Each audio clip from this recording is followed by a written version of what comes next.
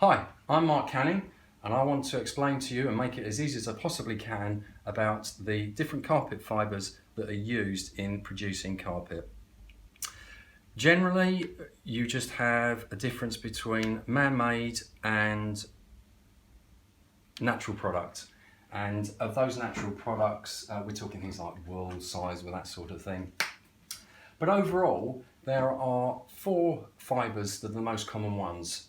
We've got polypropylene, we have polyester, polyamide and wool.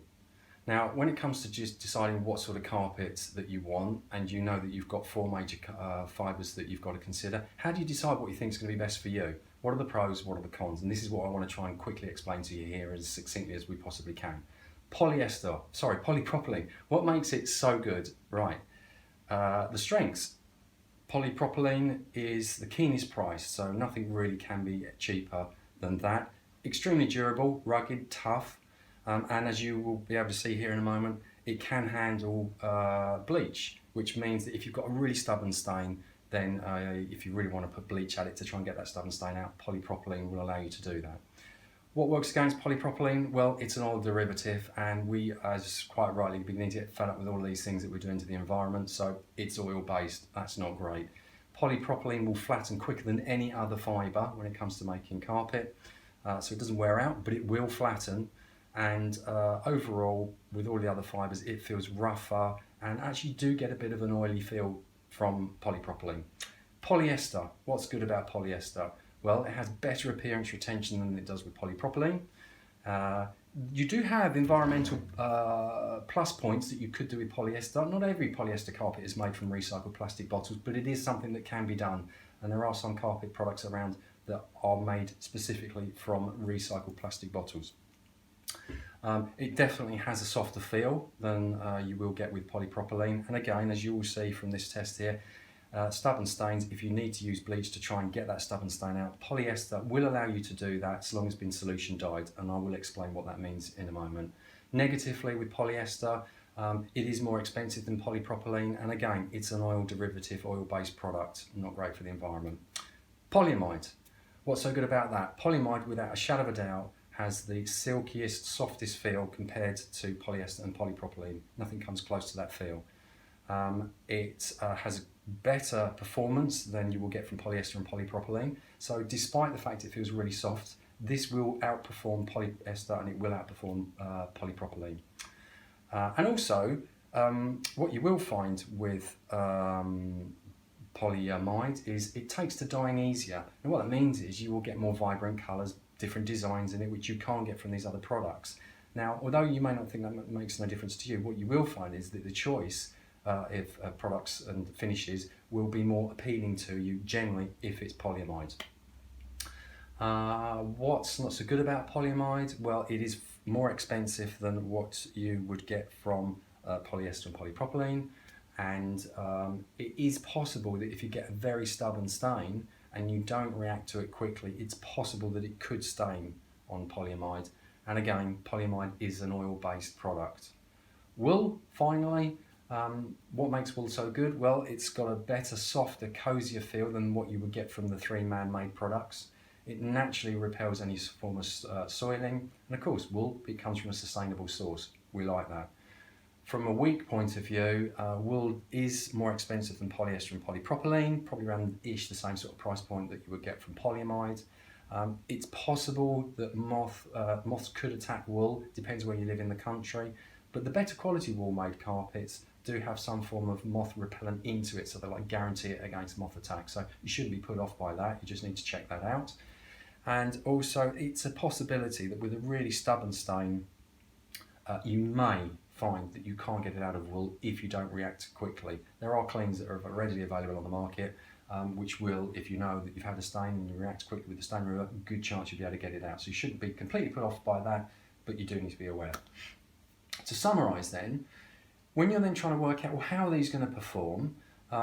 We've done a vlog fairly recently on our stair test here in our showroom, and I would encourage you to have a look at that vlog because that will quickly show you how these different products have performed, and the link for that is in the description box below on the screen that you're looking at the moment.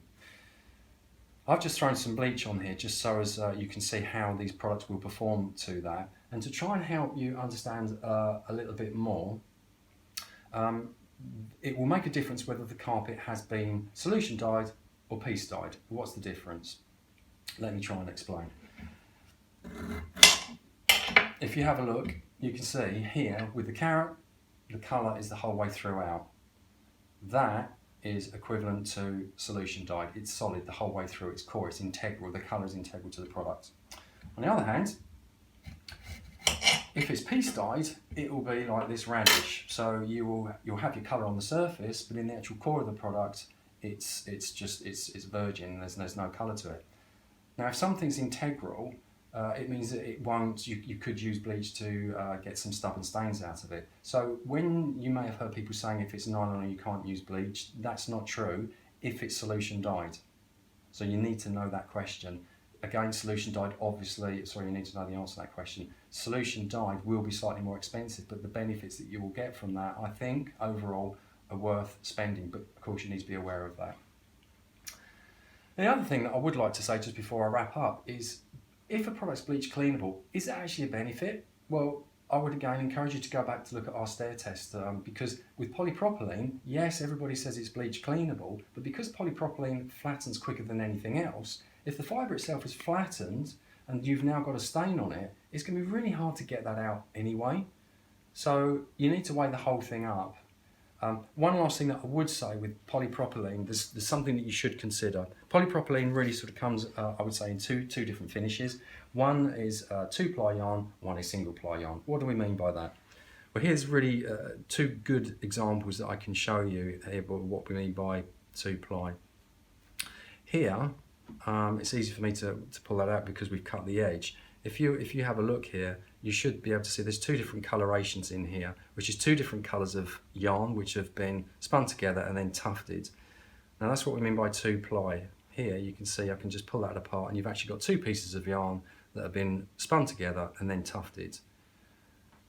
2-ply yarn. Single-ply yarn will always be on a cheaper product, obviously, because you've not got so much yarn that's gone into producing it. Now it's almost impossible really for me here to show you, but I'll try and pull a bit out, a tuft out here.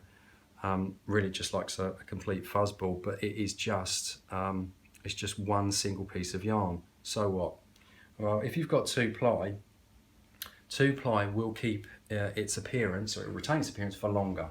So if your next purchase is price driven and you've got heavy traffic areas, lots of young kids running around the house, polypropylene is probably the right product for you. What we would encourage you to do is make sure that it's at least 2-ply and that you've got a good underlay underneath it. At some stage it will flatten, but all the time you've got a good underlay and it's a 2-ply, it could last quite some time as long as you do your bit and you regularly maintain it. Thereafter, if it's not on a price point, you then should start considering these other products and then the step up in where it comes from the cost point of view.